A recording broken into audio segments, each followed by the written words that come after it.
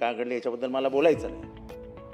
अध्यक्ष महोदय, मी आपल्याकडे काल निवेदन केलं होतं की माझ्या व्हॉट्सअपवरती, माझ्या याच्यावरती मला अत्यंत गलिच्छ भाषेमध्ये शिवीगाळ करण्यात आली, मला मारण्याची धमकी देण्यात आली। मला बोलू द्या अध्यक्ष महोदय, त्याच्याबद्दल या विषयावरती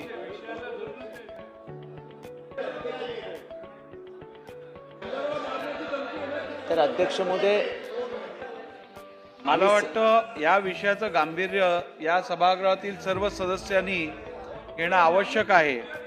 तुम्हाला इतर सगळ्या गोष्टी ज्या आहेत त्या तुम्ही यापूर्वी दालनात येऊन मला सांगितलेल्या आहेत।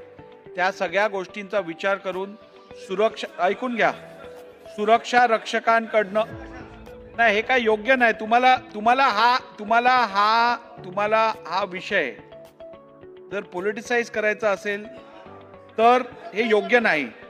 मला वाटतं आपल्याला सभागृहाच्या भावने उल्लेख करायला बंदी करणं योग्य नाही, त्यांना बोलू दे ना। अध्यक्ष महोदय, धमकीचा उल्लेख करण्याला कोणाची मना नाही।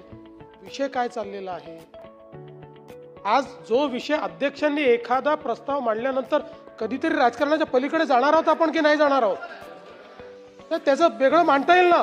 पण एक विषय जर अध्यक्षांनी मांडला, एक निर्देश अध्यक्षांनी दिला आहे, असं नाही होत। जयंतराव, कुठेतरी हे बघा जयंतराव, एका गोष्टीत आपण एक लक्षात ठेवा, फार सिनियर आहात आपणही हे लक्षात घेतलं, ही प्रतिष्ठा काही कोणा व्यक्तीची नाही, इथे बसलेल्या प्रत्येकाची प्रतिष्ठा या ठिकाणी खराब झाली आहे।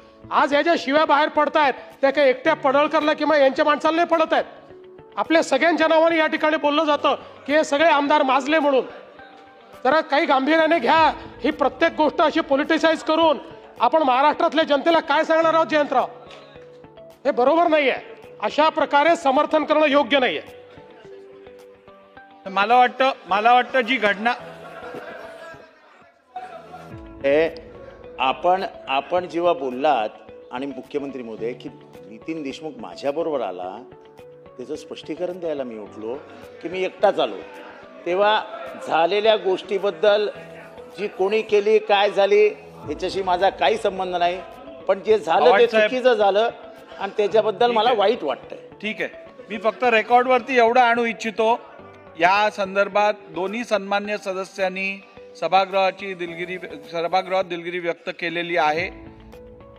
आपल्याबरोबर जे अभ्यंगत इकडे येतात त्यांची संपूर्ण जबाबदारी आपली आहे, मी यापूर्वी सांगितलेलं आहे। आणि बसून घ्या, आणि या संदर्भात कोण कोणाबरोबर आलं हे काय मी ठरवलेलं नाहीये। सुरक्षा रक्षकांकडनं जे इकडे जबाबदार लोक असतात त्यांच्याकडनं मी एक पूर्ण दिवस घेऊन, मी कालच या विषयावर बोलू शकलो असतो, त्यांनी चौकशी केली, जो व्यक्ती ताब्यात घेतलेला। नवीन घडामोडी पाहण्यासाठी आजच आम्ही मुंबईकर 24 तासला लाईक करा, सबस्क्राईब करा आणि अपडेट रहा।